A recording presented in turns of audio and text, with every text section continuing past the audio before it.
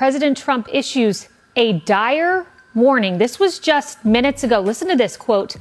Everyone should immediately evacuate Tehran. It's painful for both parties, but I'd say Iran is not winning this war. And they should talk, and they should talk immediately.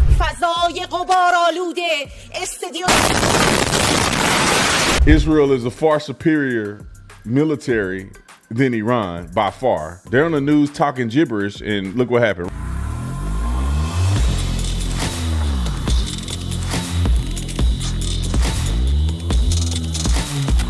This video is brought to you by TatumStore.com. TatumStore.com, ladies and gentlemen. Tis the season for 4th of July. So get you some 4th of July merch. Make sure you put USA 20 to get 20% off. We got the brand new Trump. This Uncle Trump, boy. This shirt's so cool, man. I cannot wait for them to finish printing mine so I can wear it and show you. But that is an incredible shirt. I think some people will like this one. I love this one. It's very simple. And this one right here is incredible as well. Nobody's making merch as cool as the Officer Tatum store. They're just not doing it. So put in USA 20. Also, we have 2-day shipping available. We negotiated a deal with FedEx to get us incredible pricing on 2-day shipping. So that's all we do is 2-day shipping. Just so you know, I want everybody to be clear. 2 days after the product has been fulfilled. So it takes about 24 to 48 hours for the product to be fulfilled.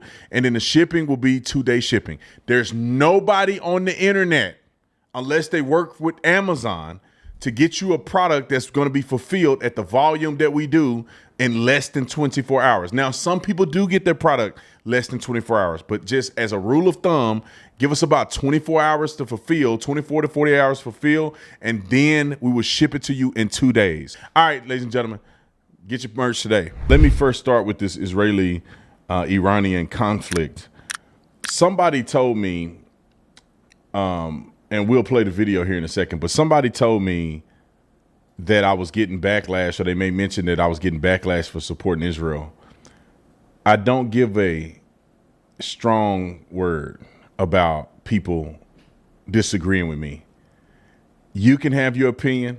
I have my opinion. I think it's common sense to support Israel. I think it's common sense that Israel is doing the right thing when it comes to Iran, when it comes to Gaza. I think they've gone up and beyond to do the things that they've done. And the funny thing is that the difference between me having an opinion and others having an opinion is that it seems that others want to go down the path of conspiracy theories. It's not that I believe in Palestine and I think that the Palestinian people should get the land back, even though they lost the war. Even though they don't deserve the land back, even though they weren't even the first people there. It was never a Palestinian state. But regardless, they think they deserve to have the land back. If I was Palestinian, I'd think I'd want the land back, right? I want to live where I want to live in Palestine, the made up area that they just made up one day. I want that. So I get it. I'm not mad at people for saying they're going to go to war with Israel. I'm not mad at them. That if I were them, maybe if I grew up Palestinian, maybe I'd feel that way. Then you have to feel the same way about Israelis and Jews. You should understand and have a cognitive sense to know that they have a reason why they do what they do. Now, these people have a reason, these people have a reason. Now, when these people decide to bomb these people and they retaliate, why are you mad? Why are you crying about it? Why are you saying there's injustice? Why are you saying that it's a genocide? The same people who think that Palestinians should get their land back are the same people that will refuse to give natives their land back. You ain't gonna, you start giving your land back right here. Oh, you're not? Okay, then why you expect them to do it? President Trump issues a dire warning. This was just minutes ago. Listen to this quote. Everyone should immediately evacuate Tehran. He added in all caps in his Truth Social post, quote, Iran cannot have a nuclear weapon, emphasizing a red line he has issued again and again and again. Now, this comes as Secretary of Defense Pete Hegseth confirms that defensive capabilities have been moved to the Middle East. We learned from Reuters earlier in the day that was to give the United States, quote, options. We're not sending our troops in. Israel has this under control. Let me show you a video just to show you how Israel is a far superior military than Iran by far. And here's an example. They're on the news talking gibberish, and look what happened. Roll the clip.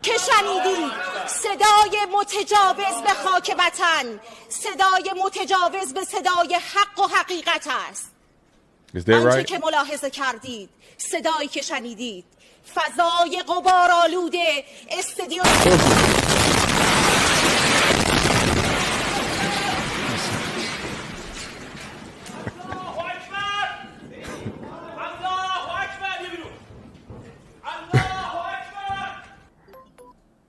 I don't know if it's just me, but when I hear them say Allah Akbar or whatever, that's like nails on the chalkboard to me. I don't ever want to hear people saying that ever again. It bothers me so much that it's annoying. Maybe because when they do terrorist attacks and they blow stuff up, they start screaming that stuff.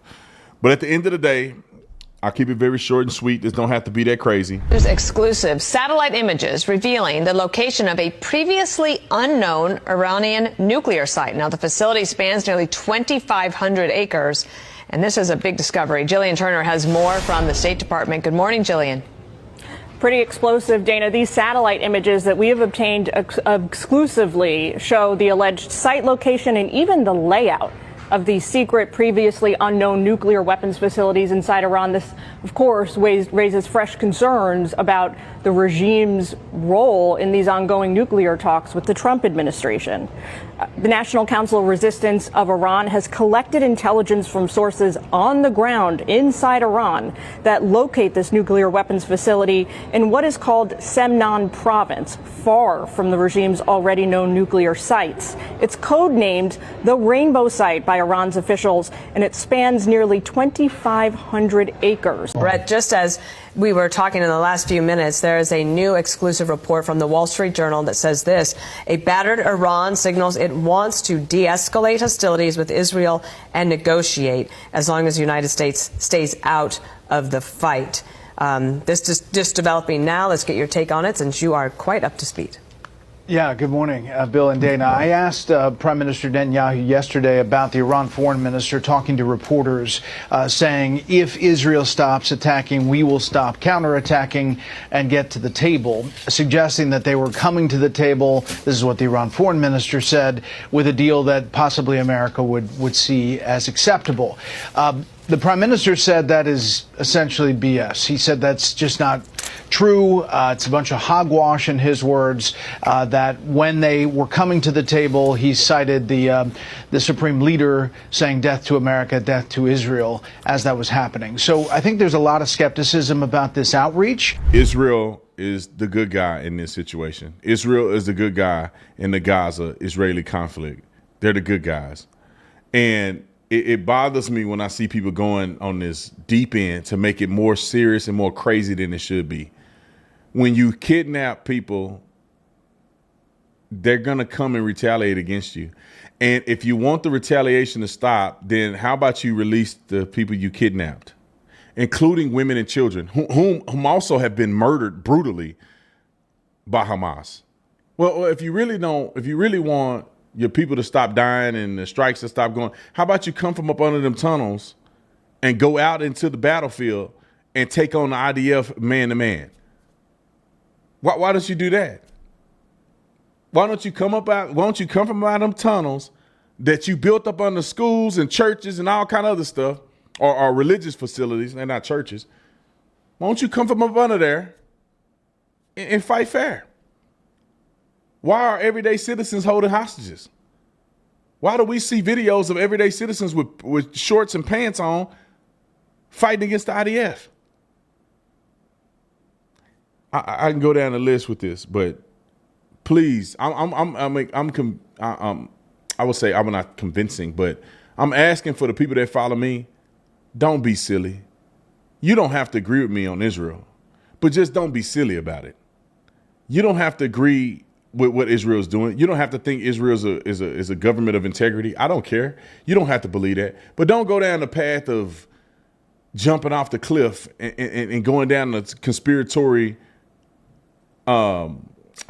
rabbit hole of saying that Israel owns America and Israel is proxy getting us in the war with Iran and And it's just, that's just not true, man.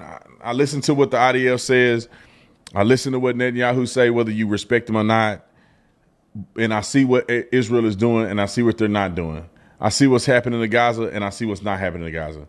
If you want to be informed, look at both sides. Listen to what they say when they show their little kids on the ground with they, up on the rocks, and then go listen to what the IDF is saying. When they claim they're not notifying people and they're stuck in these places and they're bombing places with people and women and children, intentionally killing people.